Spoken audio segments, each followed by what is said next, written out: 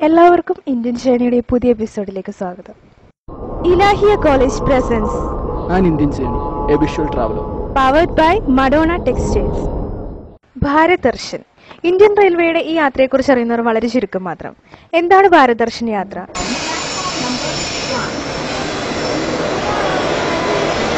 IRCTC സ്വകാര്യ മേഖലയുമായി കൈകോർത്ത് ഭാരതത്തിലെ സാധാരണ ജനങ്ങളെ മുമ്പിൽ കണ്ട് നടത്തുന്ന യാത്രയാണ് ഭാരത് ദർശൻ. തുച്ഛമായ ചിലവിൽ ഇന്ത്യയിലെ സ്ഥലങ്ങൾ സന്ദർശിക്കുവാൻ കഴിയും എന്നതാണ് ഭാരത് ദർശൻ ടൂർ പ്രോഗ്രാമിന്റെ പ്രത്യേകത.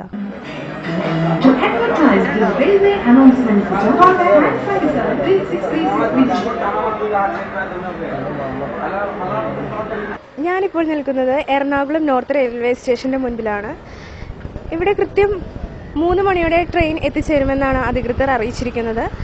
ഏകദേശം ഉച്ചയ്ക്ക് 12 മണിയോടെ തന്നെ ആളുകളൊക്കെ ഇവിടെ എത്തിച്ചേരുന്നതായി നമുക്ക് കാണാൻ സാധിക്കും. 3 മണി 4 മണിയായി, പിന്നെ 5 ആയി. നിരവധി ട്രെയിനുകൾ നോർത്ത് റെയിൽവേ സ്റ്റേഷൻ വഴി പാസ് ചെയ്യും. പക്ഷെ ഭാരത് ദർശൻ മാത്രം വന്നില്ല. വൈകും എന്ന അറിയിപ്പ് ഇടയ്ക്കിടയ്ക്ക് ഉണ്ടായി. മടുത്തെങ്കിലും അത് പുറത്ത് കാണിക്കാതെ വരാനിരിക്കുന്ന യാത്രയെ സ്വപ്നം കണ്ട് യാത്രക്കാർ പ്ലാറ്റ്ഫോമിൽ തന്നെ ഇരുന്നു. ചേട്ടാ, നിങ്ങളെല്ലാവരും ഭാരത് ദർശൻ ട്രെയിനിൽ യാത്ര ചെയ്യാൻ പോകുന്നത്? ഓക്കെ, എന്തുകൊണ്ടാണ് നിങ്ങൾ ഇങ്ങനെ ഒരു യാത്ര തിരഞ്ഞെടുക്കാൻ കാരണം? കുറഞ്ഞ ചിലവിലൂടെ നേരിട്ട് കാണാൻ പറ്റുന്ന ഒരു അവസരമായിട്ട് നമ്മൾ ഇതിനെ കാണുന്നു. അതുകൊണ്ടാണ് പോകാൻ ഇത് തിരഞ്ഞെടുക്കാനുള്ള മെയിനായിട്ടുള്ള കാരണം. തീർച്ചയായിട്ടും ഇന്ത്യ മുഴുവൻ എന്ന് പറഞ്ഞാൽ നമ്മൾ ജീവിതത്തിൽ ഇതുപോലെ ഒരിക്കലും നടക്കാൻ പോകുന്നില്ല. നമ്മൾ ആയുഷ്കാലം കുറേ പണിയെടുത്ത് കുറേ സാമ്പത്തികം ഉണ്ടാക്കിയിട്ടൊരു കാര്യമായിരുന്നു. ജീവിതത്തിൽ നമുക്ക് ചെറിയ നിമിഷം മാത്രമേ ഇങ്ങനെ ഉപയോഗിക്കാൻ പറ്റത്തുള്ളൂ. അത് സമയം കണ്ടെത്തി ഇതുപോലെ തുച്ഛമായ ഒരു വരുമാനത്തിൽ നമുക്ക് ഇന്ത്യ മുഴുവൻ കാണാൻ പറ്റിയത് നമുക്ക് നല്ലൊരു മുഹൂർത്തമല്ലേ. ഓക്കെ, അപ്പോൾ ഫാമിലിയൊക്കെ കൂടെ കൊണ്ടുപോകുന്നില്ല. അടുത്ത പ്രാവശ്യം ഞങ്ങൾ പോയിട്ട് എങ്ങനെയാണെന്ന് അറിഞ്ഞിട്ട് വേണം പോവാൻ. നമുക്കുണ്ടായിരിക്കുന്ന ശരിക്കുള്ള ബുദ്ധിമുട്ടെന്ന് പറയുന്നത് നമ്മൾ 3 മണി പറഞ്ഞിട്ട് ഇപ്പൊ 5 മണി ആക്കി, പിന്നെ ഇപ്പൊ 9 മണി ആക്കി. മാനസികമായിട്ട് നമുക്ക് ഭയങ്കര അലച്ചില്ലേ ഈ ഇത്രയും സമയം ഇവിടെ വെയിറ്റ് ചെയ്യാന്ന് പറഞ്ഞാൽ. ആ ഒരു ബുദ്ധിമുട്ട് ശരിക്കും മിക്കവാറും ഈ പാസഞ്ചർ ഇതുപോലത്തെ യാത്രാ ട്രെയിൻ ആയതുകൊണ്ടായിരിക്കും ഇത് ഇങ്ങനെ പിടിച്ചിട്ട് ഇത്രയും നമ്മളെ ബുദ്ധിമുട്ടിക്കുന്നതെന്ന് തോന്നണം. ഇതിനൊരു പരിഹാരം റെയിൽവേ ഉണ്ടാക്കണം. ഏതായാലും ഒരു 2 മണിക്കൂറൊക്കെ വൈകാം. അതാണ് റെയിൽവേയിലൊക്കെ വർക്ക് നടക്കുന്നത്. 2 മണിക്കൂറൊക്കെ വൈകാം. അത് നമുക്ക് പറ്റുന്നതാണ്. ഇപ്പം ഈ 8 മണിക്കൂർ 9 മണിക്കൂറൊക്കെ റെയിൽവേ സ്റ്റേഷനിൽ വന്നിരിക്കും. ഇപ്പം ഇത്ര കഴിഞ്ഞാൽ കൊതുക് കെട്ടിയിട്ട് ബഹളമായിരിക്കും. ഒരു ഫാൻ പോലും ഇല്ല. അപ്പോൾ അതുകൊണ്ട് വളരെ വളരെ ബുദ്ധിമുട്ടായിരിക്കും യാത്രക്കാർക്ക് ഉണ്ടാകുന്നത്. ഇതുപോലെ എത്ര പേരായിരിക്കും ഇരിക്കുന്നത്. അപ്പോൾ അതിൻ്റെ ഒരു ബുദ്ധിമുട്ട് മാത്രമേ ഉള്ളൂ. അപ്പോൾ ഏതായാലും നമ്മളിതിൽ ഇറങ്ങി പുറപ്പെട്ട കാരണം ഈ കൊതുക് കടിയാലും എന്ത് വിഷയമാണെങ്കിലും അത് അതിൻ്റെ അറ്റം കണ്ടിട്ട് ഞങ്ങൾ തിരിച്ചു പോകുന്നു.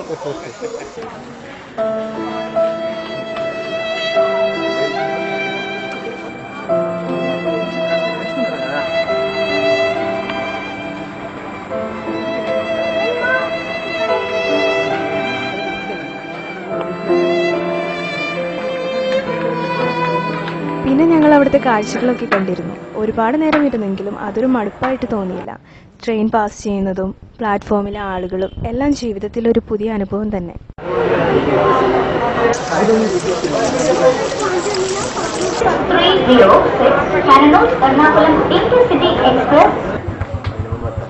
കാത്തിരിപ്പിന് വിരാമം. രാത്രി 9:30 ട്രെയിൻ പ്ലാറ്റ്ഫോമിലേക്ക്.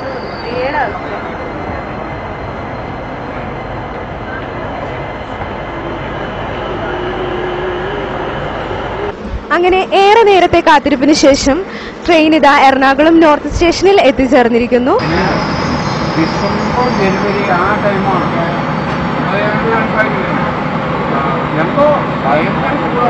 അപ്പൊ നമ്മള് ഒരു ഫാമിലിയെ പരിചയപ്പെടാൻ പോവാണ്. എന്താണ് നിങ്ങൾ ഈ ഭാരത് ദർശന്റെ ഈ പ്രോഗ്രാം, ഈ ടൂറിസ്റ്റ് പ്രോഗ്രാമിലോ തിരഞ്ഞെടുക്കാൻ കാരണം? വെക്കേഷൻ അടിച്ചു പൊളിക്കാൻ ഉദ്ദേശിക്കുന്നു. യാത്ര എനിക്ക് വളരെ ഇഷ്ടമുള്ള കാര്യമാണ്. അതായത് രാജ്യം എന്താണെന്ന് അറിയാൻ. നമ്മുടെ ചുറ്റുപാട് നോക്കിയാൽ അത് മാത്രമേ കാണുള്ളൂ. പുറമേക്ക് ഇറങ്ങിയാലാണ് ഈ രാജ്യത്ത് നടക്കുന്ന എന്താണ്, ഈ രാജ്യത്തെ മനുഷ്യരുടെ ജീവിതം എന്താണെന്ന് മനസ്സിലാവണമെങ്കിൽ നമ്മൾ പുറം സ്റ്റേറ്റുകളിലേക്ക് പോകണം.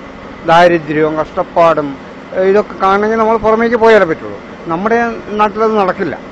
അത് നമ്മുടെ നാട്ടിൽ സുഭിക്ഷമാണ് ശരിക്കും പറഞ്ഞത്. അപ്പോൾ അതുകൊണ്ട് അത് കാണുക, മനസ്സിലാക്കുക.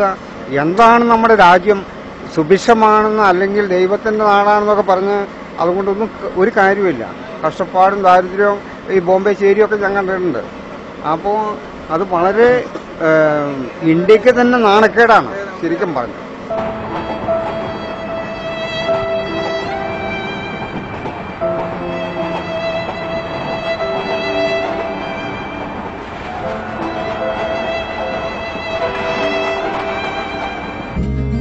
മഡോണ സിൽക്സ് തൊടുപുഴ.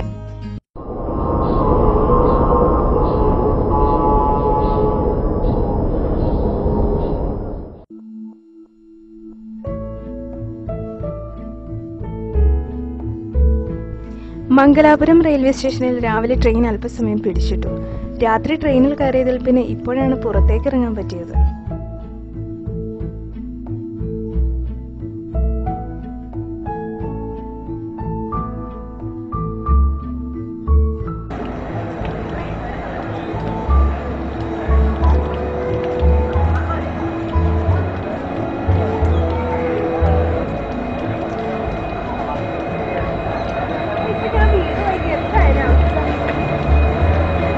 പലരും ഈ സമയം ഫോട്ടോ സെക്ഷനായി വിനിയോഗിച്ചു. അല്ലെങ്കിലും ഈ കാലഘട്ടത്തിൽ യാത്രയുടെ അവിഭാജ്യ ഘടകം തന്നെയാണല്ലോ ഫോട്ടോകൾ.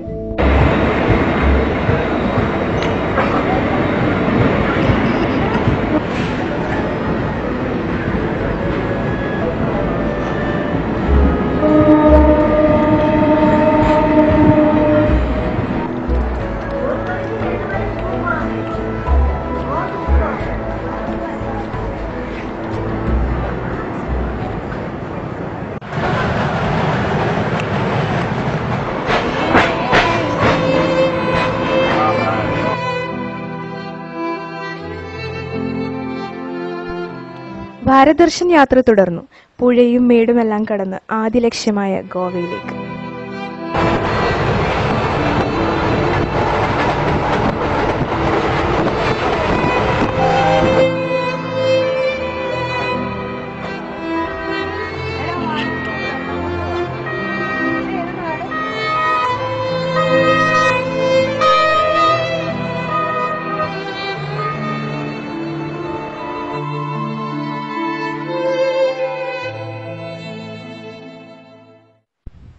ഉച്ചയോടെ ഗോവയിലെ മഡ്ഗോൺ സ്റ്റേഷനിൽ എത്തിച്ചേർന്നു.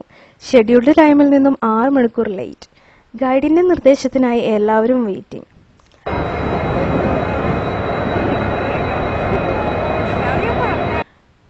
ഈ സമയം ഒരു യാത്രാ ട്രെയിൻ എഞ്ചിൻ പിടിപ്പിച്ചുകൊണ്ടിരിക്കുകയാണ് അവിടെ.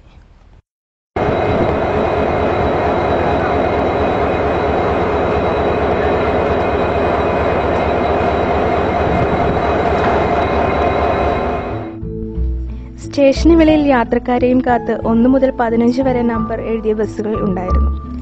ഞങ്ങൾ 15 നമ്പർ ബസ്സിലാണ് കയറിയത്. ഞങ്ങളുടെ ടീം ലീഡർ സന്തോഷ് ചേട്ടനായിരുന്നു. അദ്ദേഹം നമ്മളുമായി സഹകരിച്ചതോടെ ഇന്ത്യൻ ജേണി പ്രേക്ഷകർക്കായി യാത്രക്കാരുടെ കലാപരിപാടികൾ. പ്രായത്തിൽ നിന്നെ ഞാൻ കണ്ടപ്പോൾ മാമ്പഴമാകട്ടെ എന്റെ പുനാരെ മാമ്പഴമാകട്ടെ.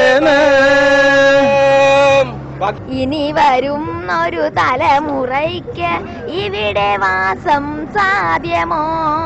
ഇനി വരും ഒരു തലമുറയ്ക്ക് ഇവിടെ വാസം ഇടഞ്ഞണ്ടേ നിന്നു പൊന്നെ, ഇടഞ്ഞണ്ടേ ചൊല്ലും കന്നെ, എല്ലാരും ചൊല്ലുന്നുണ്ട് പുല്ലപ്പാടന്ന്. വെള്ളാരം കുന്നും അയ്യോ, അതിനുള്ളിൽ തള്ളും നെയ്യോ, കടലേറും താണ്ടി ചെന്നാൽ നിറയും കനവിൽ നിറയിൽ കയ്യല്ല മറ്റു ജോലികാരി കണവകളും കൂലികരിയും വറ്റവാട് വാള് ചിറക് കൈക്കൂര നത്താലി. ഇതിനിടയിൽ യാത്രക്കാരിയായ ലിസിനോട് ഭാവി വരനെ കുറിച്ച് സന്തോഷേട്ടന്റെ ചോദ്യം. ഒരു ഭാവി വരനെ കുറിച്ചുള്ളതായ ലിസിന്റെ സ്വപ്നങ്ങൾ എന്തൊക്കെയാണ്? ഈ കൂട്ടത്തിൽ ആരെങ്കിലും ഉണ്ടെങ്കിൽ കിട്ടിയാലോ? എന്നാലും ഒരു സ്വപ്നം, ഒരു ഭാര്യ വരനെ കുറിച്ചുള്ള ഒരു സ്വപ്നം. എല്ലാം പപ്പ പറയുന്നവരൊന്നും കേൾക്കരുത്. ഇതൊക്കെ പെൺപിള്ളേരുടെ ആഗ്രഹങ്ങളായിരിക്കണം. എന്റെ ജീവിതത്തിലേക്ക് കടന്നു വരുന്നത് സുന്ദരനായിരിക്കണമെന്നുണ്ടോ? വിദ്യാഭ്യാസം ഉള്ളവനായിരിക്കണം, ശമ്പളം ഉള്ളവനായിരിക്കണമെന്നുണ്ടോ? നല്ല ആസ്തി ഉള്ളവനായിരിക്കണമെന്നോ? കാറുള്ളവനായിരിക്കണമെന്നുണ്ടോ? ഇതുപോലെയൊക്കെ ആണെങ്കിൽ എല്ലാവരും ആഗ്രഹിക്കുന്നത് അങ്ങനെയൊക്കെ തന്നെയാന്ന്.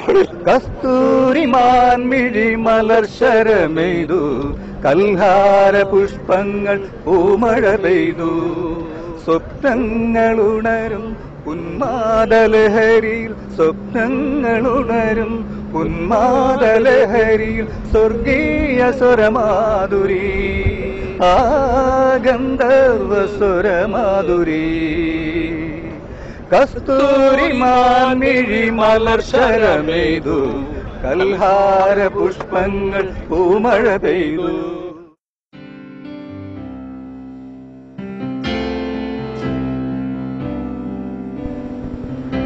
വിശുദ്ധ ഫ്രാൻസിസ് പുണ്യാളന്റെ തിരുശരീരം സൂക്ഷിച്ചിരിക്കുന്ന ഗോവയിലെ പ്രസിദ്ധമായ പള്ളിയുടെ മുൻപിലാണ് നമ്മളിപ്പോൾ നിൽക്കുന്നത്. 16-ാം നൂറ്റാണ്ടിൽ സ്ഥാപിതമായ ഈ പള്ളി ഇപ്പോൾ റോമൻ കാത്തലിക് സഭയുടെ ഭരണത്തിന് കീഴിലാണ്. ഓൾഡ് ഗോവയിലാണ് ബസിലിക്ക ഓഫ് ബോം ജീസസ് എന്ന ഈ പള്ളി സ്ഥിതി ചെയ്യുന്നത്. 1605 നിർമ്മാണം പൂർത്തിയാക്കിയ ഈ പള്ളിയിലാണ് വിശുദ്ധ ഫ്രാൻസിസ് സേവ്യറിന്റെ തിരുശരീരം സൂക്ഷിച്ചിരിക്കുന്നത്. ദിനംപ്രതി ആയിരക്കണക്കിന് സന്ദർശകരാണ് ഇവിടം സന്ദർശിക്കാനെത്തുന്നത്.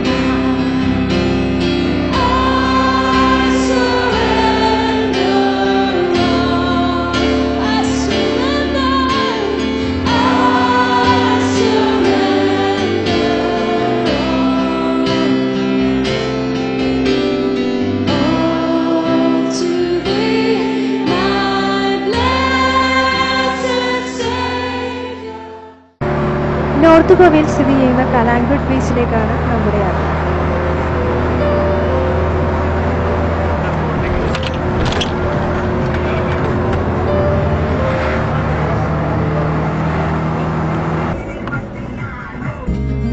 Madonna silks Thodupuzha.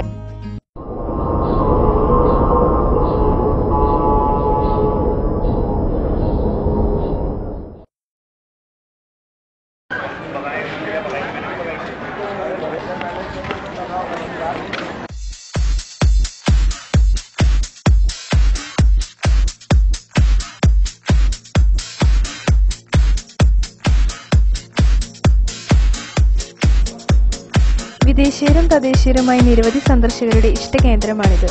Christmas, new year, summer സീസണുകളിലാണ് ഇവിടെ ഏറ്റവും കൂടുതൽ സന്ദർശകർ എത്തുന്നത്.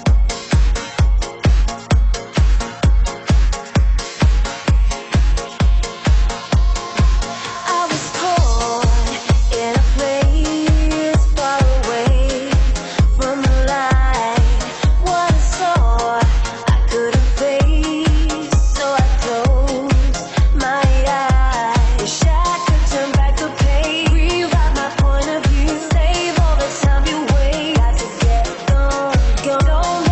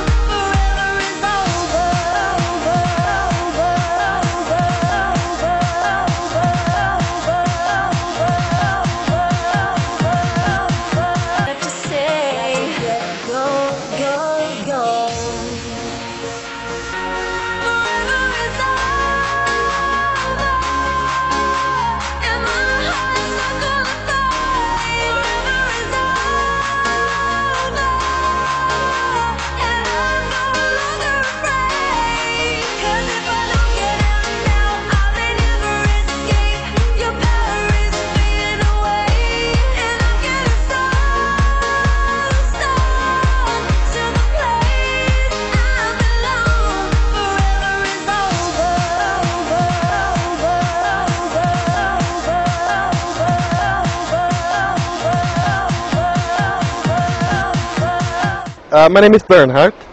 I'm coming from Austria, and this is my first day here, actually. So there is not much to tell you about Goa, but it's a very nice place so far, I can see. I'm coming here for an Ayurvedic training. Yeah, it's wonderful here. Yeah, I just arrived, yeah, but I'm surprised because it's beautiful. Okay, thank you.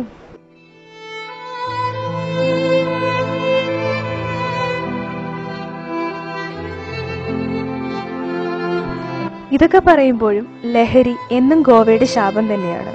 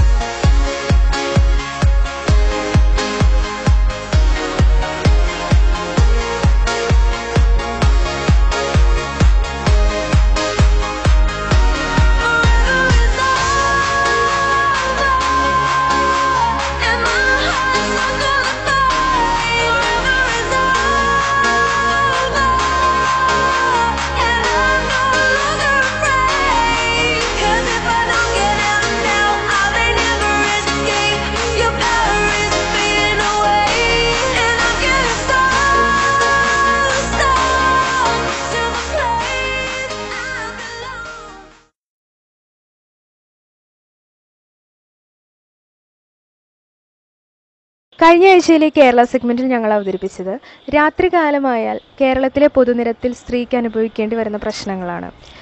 ഈ ഒരു വിഷയത്തെക്കുറിച്ച് Piravom BBC കോളേജിലെ മാധ്യമ വിദ്യാർത്ഥികളുടെ പ്രതികരണത്തിലേക്ക് ഇനി കടക്കാം. ഞാൻ നിങ്ങളുടെ ആൻ ഇന്ത്യൻ ജേർണിയുടെ കഴിഞ്ഞ എപ്പിസോഡ് കണ്ടിരുന്നു.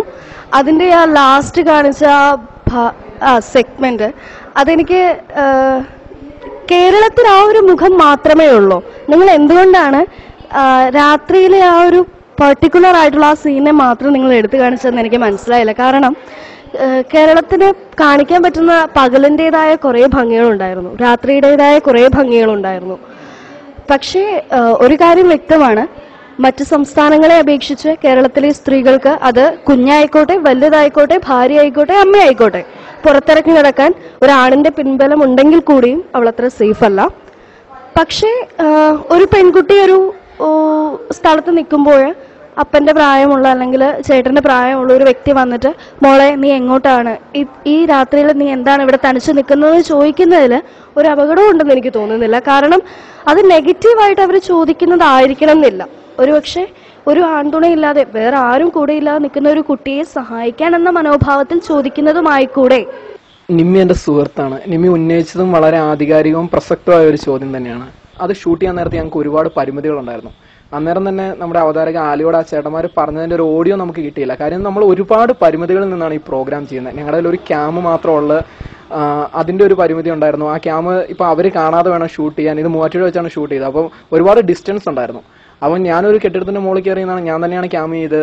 അപ്പോൾ ഞാനൊരു കെട്ടിടത്തിന്റെ മുകളിൽ നിന്നാണ് ഷൂട്ട് ചെയ്യുന്നത്. പിന്നെ അവിടുന്ന് ഒരു ഓഡിയോ എടുക്കാനുള്ള ഒരു അവസ്ഥ നമുക്കില്ലായിരുന്നു. കാര്യം ഞങ്ങൾ രണ്ടുപേരും മാത്രമേ ഷൂട്ട് ചെയ്യാനുള്ളായിരുന്നു. ഇപ്പൊ എന്തെങ്കിലും സംഭവിച്ചാൽ തന്നെ ഒന്ന് പ്രൊട്ടക്ട് ചെയ്യാൻ ആളില്ല. അപ്പം അവിടെ ആ ചേട്ടന്മാർ എന്താണോ പറഞ്ഞത്, നമുക്ക് എനിക്ക് തോന്നുന്നു ആ വീഡിയോയിൽ നിന്ന് തന്നെ, രാത്രി ആയതുകൊണ്ട് ഇത്ര ക്ലാരിറ്റി ഇല്ലെന്നുള്ളു, ആ വീഡിയോയിൽ നിന്ന് തന്നെ അവർ ആ നോട്ടത്തിൽ നിന്നും സംസാരത്തിൽ നിന്നും ഒക്കെ നമുക്ക് അതിന്റെ ഒരു ഏകദേശം ഒരു ടോൺ കിട്ടുന്നുണ്ട്. ഒപ്പം തന്നെ അതിന്റെ ആ വണ്ടികൾ പോകുന്നതിന്റെ ആ ലൈറ്റ് ഒക്കെ വരുമ്പോഴത്തേക്കും നമുക്കത് കിട്ടുന്നുണ്ട്. പിന്നെ അവരെന്താ ചോദിച്ചത് നമ്മളെ നെഗറ്റീവായിട്ട് കാണുവാണോ എന്ന്? ഒരിക്കലല്ല നിമ്മി. കാര്യം എന്താണെന്ന് ചോദിച്ചു കഴിഞ്ഞാൽ, നമ്മൾ ആ ഒരു സ്ഥലം മാത്രമല്ല പോയി ഷൂട്ട് ചെയ്ത്. ആദ്യമേ KSRTC സ്റ്റാൻഡിൽ പോയി ഷൂട്ട് ചെയ്തു. അവിടേക്ക് ഒരുപാട് നോട്ടങ്ങൾ വന്നു. പക്ഷെ ആ നോട്ടങ്ങൾ ഒരിക്കലും ഒരു ഇതല്ല, അല്ലെങ്കിൽ തന്നെ അത് ഇടുമ്പോൾ നമുക്കൊരു ആധികാരികത ഇല്ലാത്തത് കൊണ്ടാണ് ഞങ്ങൾ ആ ഒരു സ്റ്റാൻഡിലുള്ള ആ ഒരു വിഷ്വൽസ് ഇടാത്തത്. അപ്പം ഞങ്ങൾക്ക് ഇവിടെ ഇത്രയും ഉറപ്പുണ്ട് അവിടെ ആലി അനുഭവിച്ച കാര്യങ്ങൾ എന്തൊക്കെയാണെന്ന് തന്നെ ആലയ്ക്ക് ഒരുപാട് അറിയാവുന്ന, അത് ഞങ്ങൾക്ക് അത്രയ്ക്ക് ഷുവറാണ്. അതുകൊണ്ട് തന്നെയാണ് ഞങ്ങൾ അതൊരു ന്യൂസായിട്ട് കൊടുത്തത്. അങ്ങനെ ഒരു സാങ്കേതികപരമായ ഒരു പിഴവ് സംഭവിച്ചു എന്നല്ലാതെ അവിടെ പറഞ്ഞതിന്റെ ഓഡിയോ നിങ്ങളിലേക്ക് ഞങ്ങൾക്ക് എത്തിക്കാൻ പറ്റിയില്ല. ആ ഒരു പ്രശ്നം ഒഴിച്ചു കഴിഞ്ഞാൽ അത് വളരെ ആധികാരികവും സത്യസന്ധവും തന്നെയായ ഒരു റിപ്പോർട്ടിംഗ് ആയിരുന്നു. അതിന്റെ ഞങ്ങൾക്ക് ഒരുപാട് പ്രതികരണങ്ങൾ അതിനുണ്ടായിട്ടുണ്ട്. ഇതൊരു സ്ത്രീ രാത്രിയിൽ ഇറങ്ങിയാൽ കുറെ ആണുങ്ങൾ നോക്കുക, അല്ലെങ്കിൽ അവർ വന്ന് കമന്റ് അടിക്കുക, അതല്ല ശരിക്കുള്ള മീൻസ്. ഒരു പകല് ഇപ്പൊ ഒരു ആൺകുട്ടി ഒരു പെൺകുട്ടിയും ഒരു ബൈക്കിലിരുന്ന് ഒരു സ്ഥലത്തേക്ക് പോയി കഴിഞ്ഞു കഴിഞ്ഞാൽ അവര് ഒരു പെട്രോൾ പമ്പിൽ നിർത്തി, എന്താണേലും 4 പേര് അവിടെ ചുറ്റുമുള്ളവർ നോക്കും, തീർച്ചയായിട്ടും നോക്കും. ഇനി അതല്ല, അവിടെ നിന്ന് എടുത്തു വണ്ടി എടുത്ത് പിന്നെയും പോയി ഒരു ട്രാഫിക് സിഗ്നലിൽ അവിടെ എത്തി, അവിടെ വണ്ടി പാർക്ക് ചെയ്ത് നിൽക്കും. അവിടെയുള്ള സകല കാറിൽ ഇരിക്കുന്ന ആൾക്കാർ, പെഡസ്ട്രിയൻസ് ആയ ആൾക്കാർ, ഇവരെല്ലാവരും അതും ശ്രദ്ധിക്കും, ഇവർ ആരാണ് എന്താണെന്നുള്ള രീതി. ഇനി ഇവിടെ നിന്നും വണ്ടി എടുത്ത് ഒരു സൈഡിൽ പോയി നിർത്തി രണ്ടുപേരും വർത്താനം പറഞ്ഞു നിന്നാലും ശ്രദ്ധിക്കാനുള്ളവർ ശ്രദ്ധിക്കും. അതിപ്പോൾ എപ്പോഴായാലും എവിടെയായാലും ആൾക്കാർ ശ്രദ്ധിക്കുകയുള്ളൂ. അതിന് സദാചാരം തന്നെയാണ് വിളിക്കേണ്ടത്. കുറെ വൃത്തികെട്ട രീതിയിൽ സംസാരിക്കുന്നതിനോടൊപ്പം കുറെ വൃത്തികെട്ട നോട്ടം ഒരു ആൺകൊച്ചും ഒരു പെൺകൊച്ചും കൂടെ അടുത്തിരുന്നു കഴിഞ്ഞാൽ ആൾക്കാർക്ക് സ്വതവേ തോന്നൂല്ലോ. ശരിക്കും പറഞ്ഞാൽ ഇത് പ്രതിഷേധിക്കേണ്ട ഒരു കാര്യം തന്നെയാണ്. കാരണം എന്താണെന്ന് വെച്ചിട്ടുണ്ടെങ്കിൽ പുരുഷനുള്ള അതേ സ്വാതന്ത്ര്യം തന്നെയാണ് സ്ത്രീകൾക്കും സമൂഹത്തിലുള്ളത്. അതൊക്കെ തന്നെയാ അന്ന് രാത്രിയിലും ആ ക്യാരക്ടറിനോട് അല്ലെ ആ കുട്ടിയോട് എവിടെ പോകുന്നു, എന്ത് ചെയ്യുന്നു, ഇതൊക്കെ തന്നെ എല്ലാ അന്ന് രാത്രി കാണിക്കണതും പകല് കാണിക്കണതും ഒരേ സ്വഭാവമുള്ള എന്താ പറയാ ഒരു ആറ്റിറ്റ്യൂഡിന്റെ വ്യത്യാസങ്ങളാണ്. സ്ത്രീയോടും പുരുഷനോടും കാണിക്കുന്ന 2 ആറ്റിറ്റ്യൂഡ് വ്യത്യാസങ്ങൾ. ഞാൻ ഇന്നലത്തെ പ്രോഗ്രാം കണ്ടായിരുന്നു. അപ്പോൾ ഒരു പെൺകുട്ടിക്ക് രാത്രി ഒറ്റയ്ക്ക് ഒരു പൊതുസ്ഥലത്ത് നിൽക്കുമ്പോൾ നേരിടേണ്ടി വന്ന അനുഭവങ്ങൾ, അത് ഏതൊരു പെൺകുട്ടിക്കും തീർച്ചയായിട്ടും ഉണ്ടാവുന്ന അനുഭവങ്ങൾ തന്നെയാണ് ഇന്നലെ അത് ചെയ്തിരുന്ന ആ അവതാരിക പെൺകുട്ടിക്കും ഞാൻ കണ്ടത്. എനിക്കും ഇതുപോലെ സമാനമായ ഒരു അനുഭവം ഉണ്ടായിരുന്നു. ഞാൻ ജേർണലിസമാണ് പഠിക്കുന്നത്. അപ്പോൾ ജേർണലിസത്തിന്റെ ട്രെയിനിങ്ങിന്റെ ഭാഗമായിട്ട് ചിലപ്പോൾ വൈകിയൊക്കെ വീട്ടിലെത്തേണ്ട സാഹചര്യം ഉണ്ടായിട്ടുണ്ട്. അപ്പോൾ അതുപോലെ വീട്ടിൽ നിന്ന് ആരും നമ്മളെ കൊണ്ടുപോകാൻ വരാത്ത സാഹചര്യത്തിൽ ഒറ്റയ്ക്കൊക്കെ ബസ്സിൽ കയറി പോകേണ്ടതായിട്ട് വരാറുണ്ട്. അപ്പോൾ ഒറ്റയ്ക്ക് ബസ്സിലേക്ക് കയറുമ്പോൾ ബസ് സ്റ്റോപ്പിൽ നമ്മൾ ബസ്സിനകത്ത് നിൽക്കുമ്പോഴേക്കും അങ്ങനെ പലരുടെ നോട്ടങ്ങൾ ഒരു വല്ലാത്ത തരത്തിലുള്ള, ഇവളെന്തിനാ ഈ സമയത്ത് ഇവിടെ നിൽക്കുന്നത്, പെൺപിള്ളേരായ വീട്ടിലിരുന്നാൽ പോരെ, എന്തിനാ ഇപ്പോൾ ഈ സമയത്ത് ഇറങ്ങി നടക്കുന്നത് എന്നുള്ള രീതിയിലുള്ള അർത്ഥം വെച്ചിട്ടുള്ള നോട്ടങ്ങളൊക്കെ നമുക്ക് പല സ്ഥലത്തും നേരിടേണ്ടി വന്നിട്ടുണ്ട്.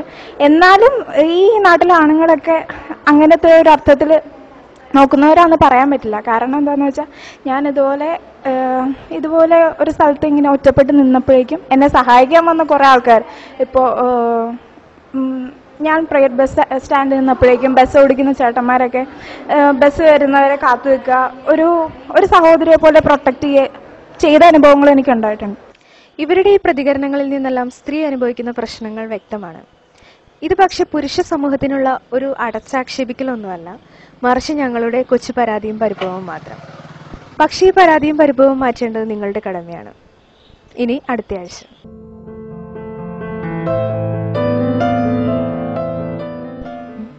രാത്രി സുന്ദരമാണ്, അതിസുന്ദരം. അത് സ്ത്രീക്ക് വിലക്കപ്പെടേണ്ട ഒന്നല്ല.